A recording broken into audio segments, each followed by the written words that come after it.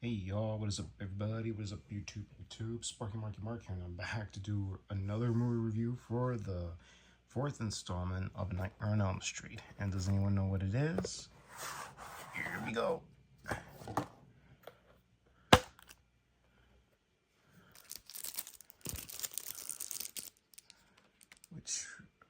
Let's see these two. Ah, yes. Number 4, The Dream Master. Released on August 19th, 1988. And it was directed by Rennie Harlan, and this was one of his, his early projects he had directed as a filmmaker.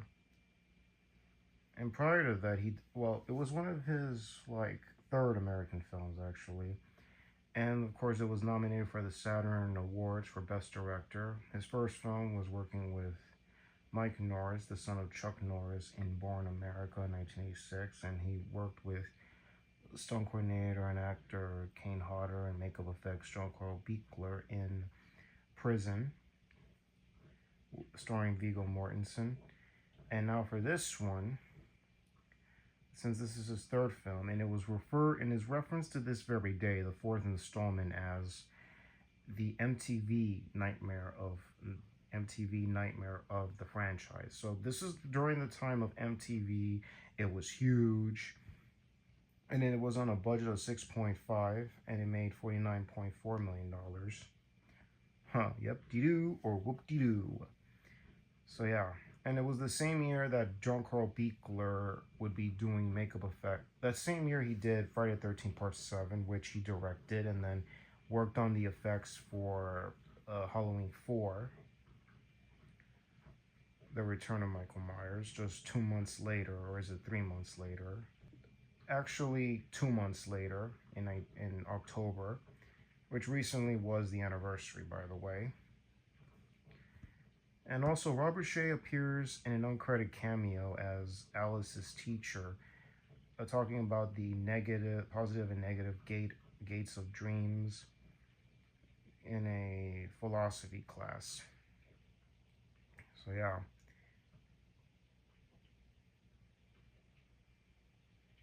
And also, the hero of this story, you have Tuesday Night.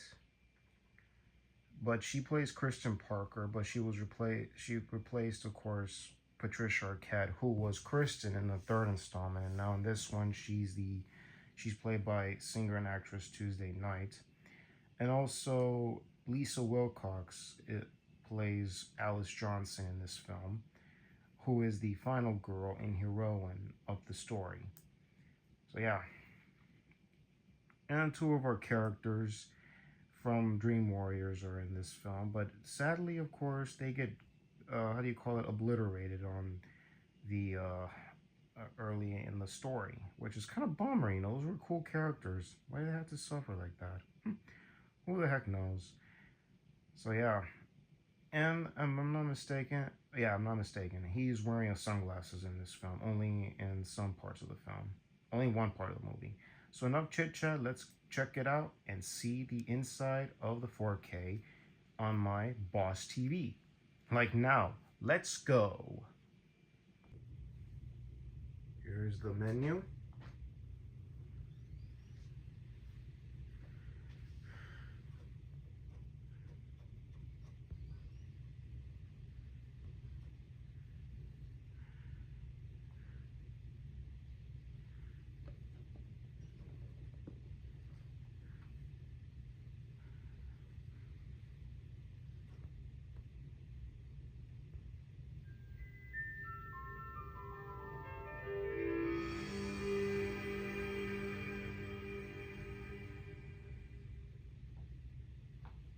Awesome, right, y'all? Amazing. And here it is. And this photo is definitely from the Snapper Case DVD, not from the box set DVD from the late 90s. Let alone, this is from like the nowadays of the DVD release, or that's in a double pack. Well, who knows? So what you got here is your play, scene selections, up to 27 chapters.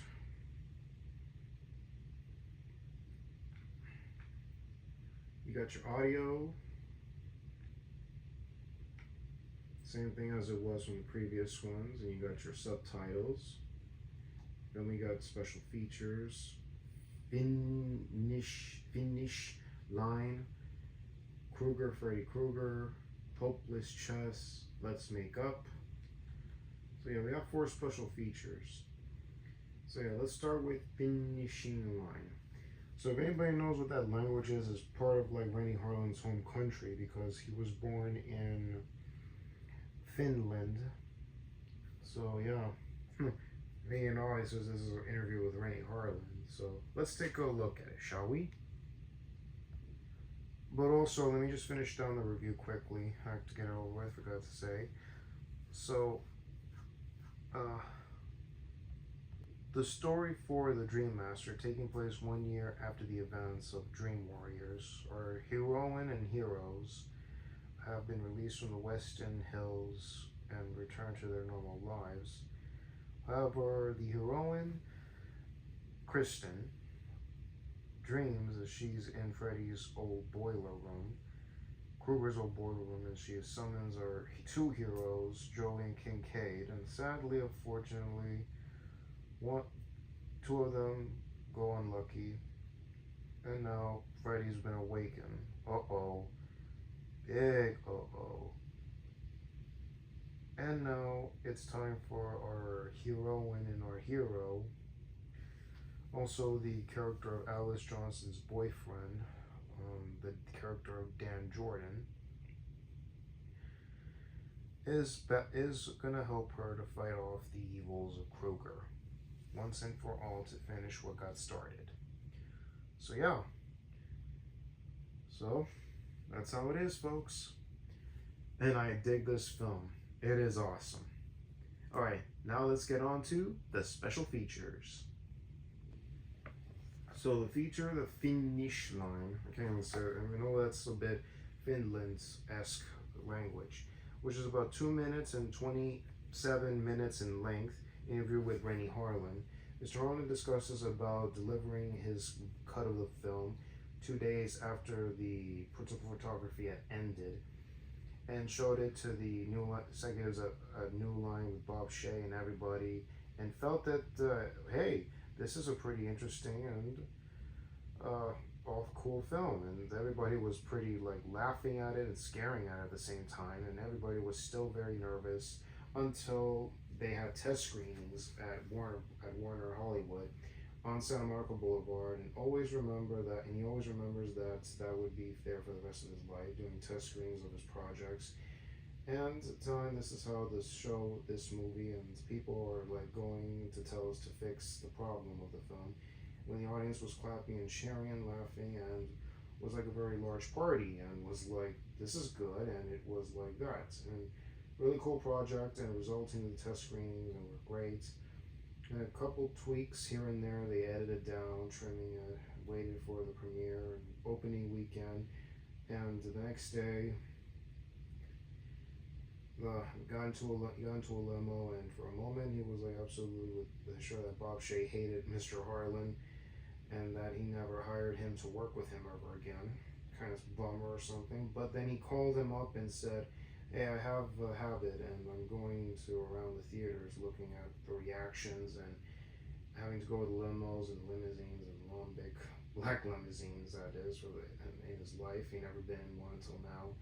And invited him to join him in sitting and drinking vodka with Mr. Shea, and they both enjoy, and driving around, all of a sudden realizes that they were in a line on the block for Nightmare on Elm Street 4, some Disney film that was out at the time, and seeing this film, and he always remembers when he went to Cat and Fiddle on Sunset and getting extra drinks, and he probably ran out of point and called his mother from payphone and said Bob came out of the bathroom and saying it happened, he talking Swedish with Rennie's mother, and oh my god, this and that, and saying don't say anything stupid, and gave the phone to Mr. Shea, and he spoke Swedish to his mother, and said they made a great movie. My mom likes it in tears. So yeah, Bob Shea spoke to Mr. Harlan's mother and told him that they made a good movie, and Mr. Shea spoke in Swedish. Like what? Like crazy, right? So yeah, very cool feature with Mr. Harlan, talking about biggest break of the year of theatrical films. Much bigger than his other film, Prison or Born America, but it's a good horror film, as well as Prison, of course. That came out in '87. But this one was 1988 and was his biggest calling card ever. On to the next feature. Alrighty, so the next feature is going to be called Fred Krueger. An interview with the Al Shapiro, presidential theatrical distributor of New Line, Rennie Harlan, Bob Shea, Rachel Taglier, and Ken Wheat, screenwriter for the Dreammaster, is interviewed. Mr.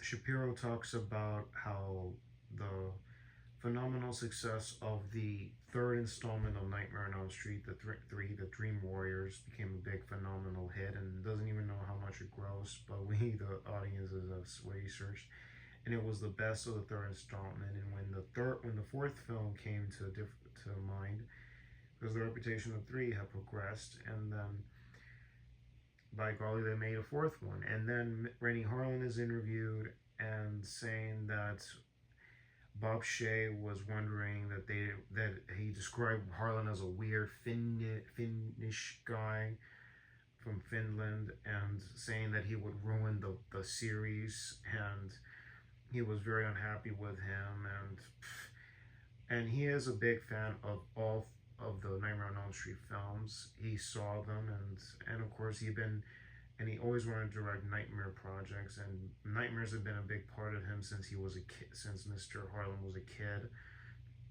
and explore the ideas, the visuals, and was able to convince Mr. Shea to hire Mr.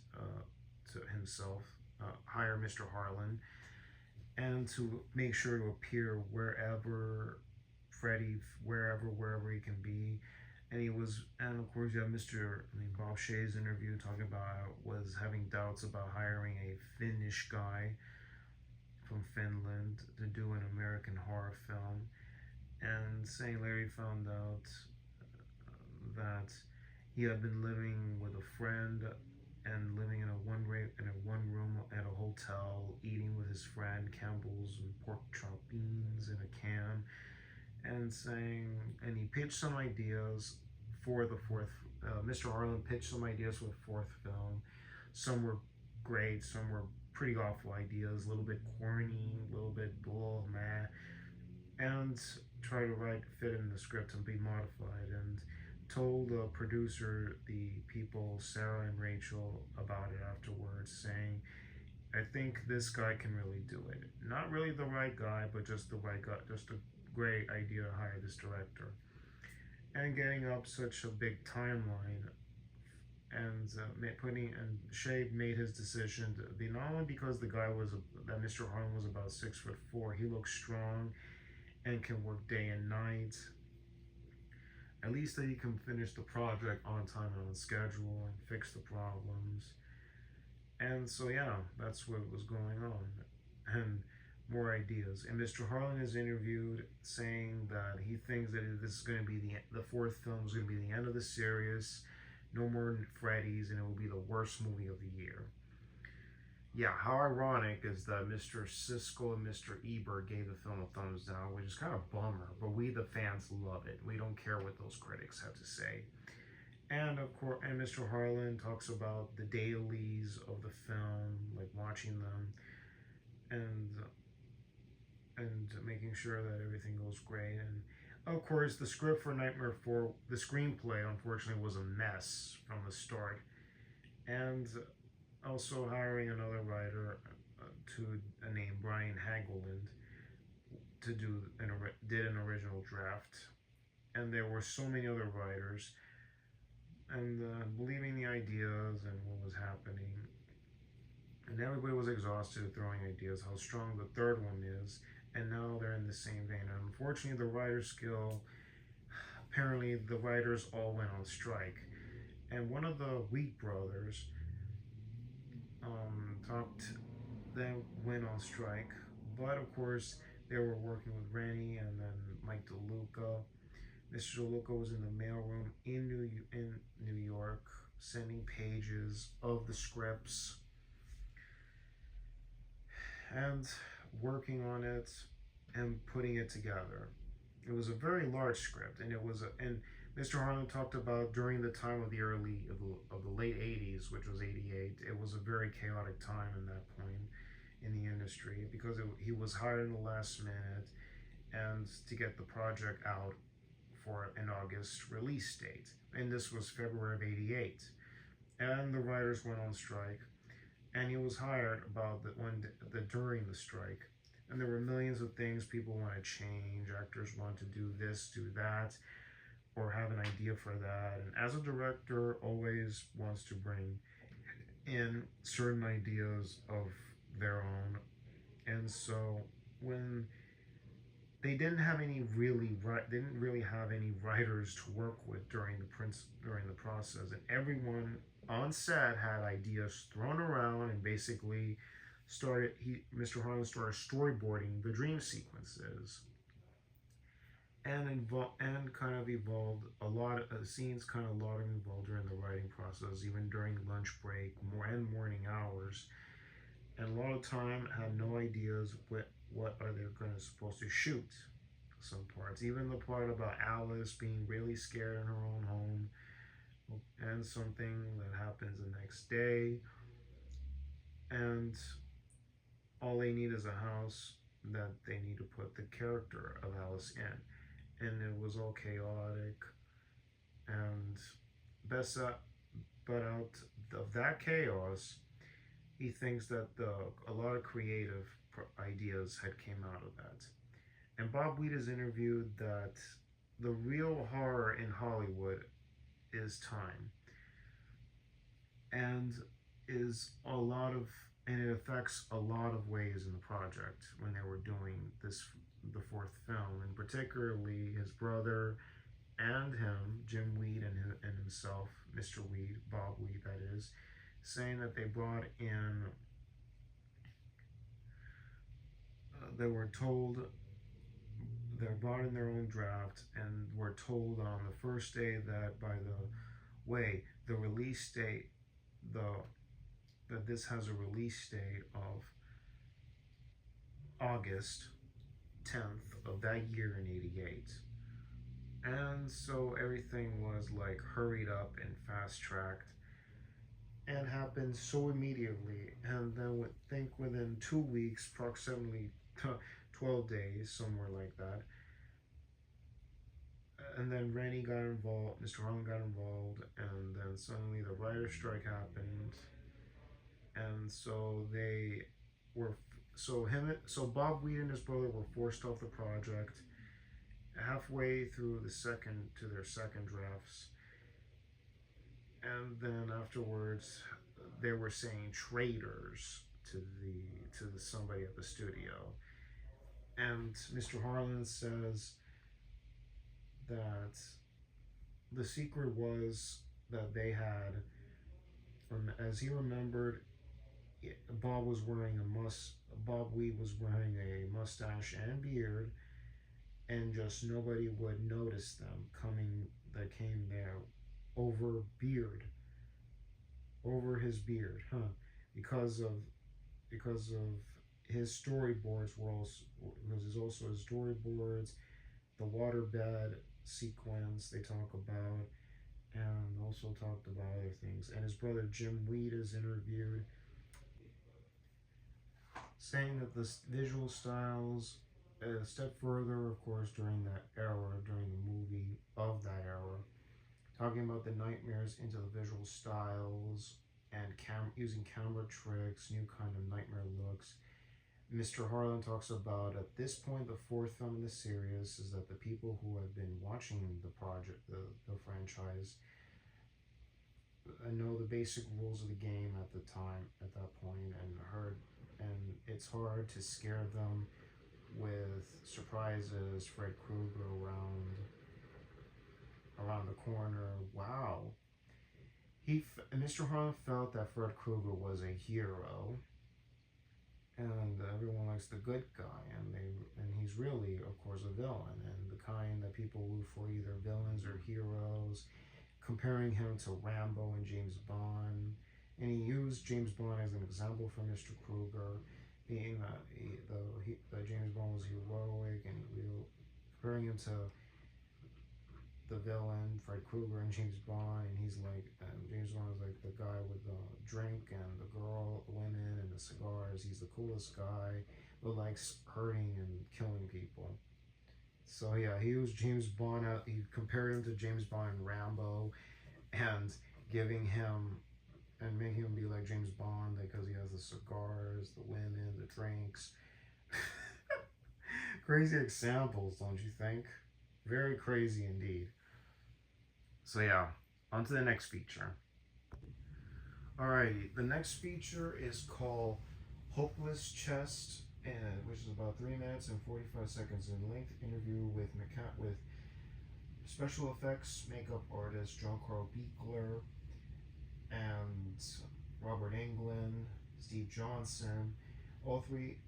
So yeah, beginning with with John Carl Beekler, he talked about that he had met Mr. Harlan while directing his early American project called Prison, that was produced by the great Irwin Yablans, and being that it was Mr. Harlan's first American film that you've heard of, and asked him to do the fourth installment of The Nightmare on Elm Street, and came up with a screwball of an idea, which was that specifically the scene with the pizza, basically all of the souls of the dead children were sort of like turned into meatballs, and also that was a hell of a peak from the pizza, as they call it soul food essentially, and wanted something with wacky by putting the little meatballs with human faces and parts of them, and create a radio controlled pizza which had foam rubber meatballs, and putting them in their faces and little tongues, and that the creme de la creme, piece de resistance, when Freddy uses his claw, one of the claws, and pokes the meatball, picks it up, scoops it up, and starts saying, "Rick, you little meatball," and ate it. And then and also you have an interview with Robert Englund saying, who plays Fred Krueger, by the way, says that his father had visited him on the set of the fourth film, and they had literally Makita with a Makita tool, a giant plywood and Hollywood plywood mock-up of himself with a giant oversized chest with all the actors playing the souls, and that was designed by Steve Johnson. Literally crucified, about 10 hours of makeup, and his father visited on the set. Robert's father saying, "My son," and he says, quote, my son is the classically trained actor." Then you have Steve Johnson, special effects, and saying that when he saw Nightmare 3, and within a week after he saw it, he got called to do number 4. And his thought is that to do this is that synthetically, once again, any case of the series effects that goes on in the Nightmare movies, for the finale they made this practical makeup effect that they put Robert Englund makeup with his makeup on and put him behind the wall, and they made a giant hole so that when he puts his real arms and he cuts his chest, his shirt off, and you see the souls of the dead children, and of course they put his body back, and of course surrealistically in a way, not to make it bloody, no, and that's what it is, because putting it off on the serious is that's a little realistic, not necessarily gory. All the effects were done by hand, and putting it off with the effects, and they kind of had these souls growing out of the giant Freddy puppet, which was actually 20 feet, believe it or not, and articulated with the performers inside the giant thin piece of rubber paste pressed out, and then there were squeaky like noises and how old they blended in with false bodies and attached, and all the cables and the effects, mechanical effects they had to do. So they had like three puppeteering the Freddy makeup, and they're all behind the scenes footages for the record. Just to let you know, the link will be in the description box for that mechanical effects. So yeah, and they plastered it very hard. So yeah, probably this year they took about 20 effects in 4 minute sequences. Like wow, and it was pretty successful. Very successful. Nothing to lie, nothing to kid around. So yeah, that feature will be in the description box down below. The other one you heard me talk about, I won't put a link to that because I can't find it. Or you just come to buy yourself a copy of this set. Alrighty, on to the next one. Alright, so the final feature in this disc is the feature called Let's Make Up, which is about 2 minutes and 22 seconds in length, with Howard Berger, the makeup effects artist. Mr. Berger discusses about doing talking about part 4. Doing it was the greatest film he ever. Doing it was a great film, and it worked for him, and had so much fun. Not only to deal with Robert Englund's makeup as Fred Krueger, it was a pleasure because they were shooting in San Pedro, and it was a scene where one of the actresses Tuesday night has a nightmare. She's on the beach, and all this silly stuff goes on, and nobody knew when they were shooting on the second day. It was like the Beatles were there, but they weren't, and millions of fans were watching Robert Englund doing his style. And the day that grows on, and thousands of people were lining up to see Robert Englund glimpse, and it was amazing. And Robert and Mr. Berger got along well, and they were in the trailer. And then, of course, they had to call the police to get the fans away from the shooting set. And then, of course, sticking his glove out, waving it out in the trailer. And everybody went berserk and putting it back in. And they thought they were all going to die because of the crowds were running to the trailer and wiggling their tongues. Robert wiggling the tongue at people. And Robert came out of the dressing room with his makeup on and everything and waved to everybody. And it was crazy and nuts. And the stages and we see a photo of archival, and also in this video we also see Robert Englund getting all makeup on, all Freddy Krueger makeup on him from the burn skins, getting ready as to play Freddy Krueger. Gluing the pieces over the hood, and this is archival photo back. Not photos, but video, behind the scenes footage of Robert Englund talking about makeup appliances and prosthetics all over for him to be ready to start doing the role, and started applying the whole details on his face and the appliances for him in order to be burned and become the villainous Fred Krueger. And all in all, and it was great seeing this and putting the basic red as it was from the previous one, but making different. But all in all, wall to wall, fun feature with Mr. Englund. Even the photo of him in the classroom.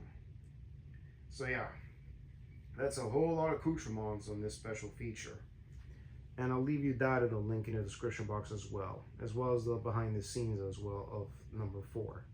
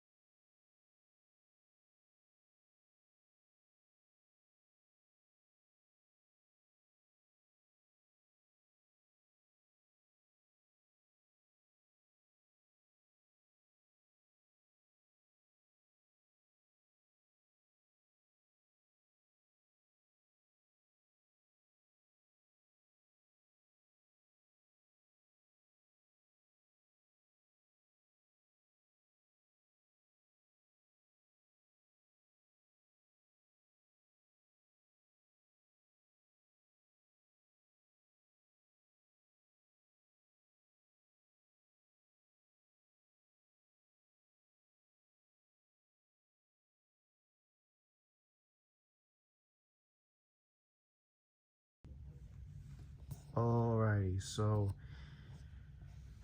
that was one big set of features for this fourth installment, and and it was great from the director Randy Harlan. So yeah, awesome film, great installment, 9, 10 out of 10. Or better yet, all of them getting 10 out of 10s, because really, what more can you ask for? It's amazing, especially in the late 80s with awesome makeup effects. What more can you ask for? So yeah. So pretty soon I'm going to go on to the fifth one. So yeah. That's all there is to know for the fourth installment of A Nightmare on Elm Street 4, The Dream Master. So folks, if you like content like this or any of the content on this channel, please click the bell and the subscribe button to be notified of all new uploads. Like the videos, always appreciate thumbs ups. Have any opinion related to the content or the year, comments down below. And some of the interviews will be in the description box down below. So yeah. So y'all, this is Sparky Marky and also let's give a shout out to that thing of ours, to the physical media collectors, the watch collectors, toy collectors, autograph collectors, and all you collectors out there. Shouts to you all, cats and dogs. And especially let's give a shout out to my subscribers. You know who you all are. Shout outs to you all, cats and dogs. Shouts to you all. So yeah. So y'all, this is Sparky Marky Mark signing off. Y'all take care. God bless you. Hear you, and see you on the next vid. Enjoy Thursday, y'all. And later. Gotta go.